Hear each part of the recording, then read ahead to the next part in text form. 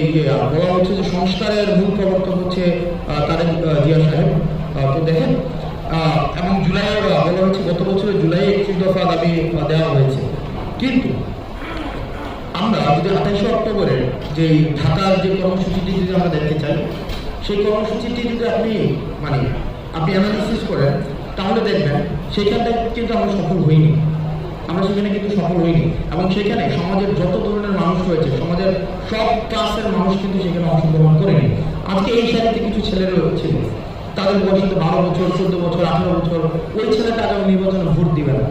আমাদের একটা কথা মাথায় রাখতে হবে, শুধুমাত্র একটি ভোটের অধিকারের জন্য এই গণভোটাটি হয়নি।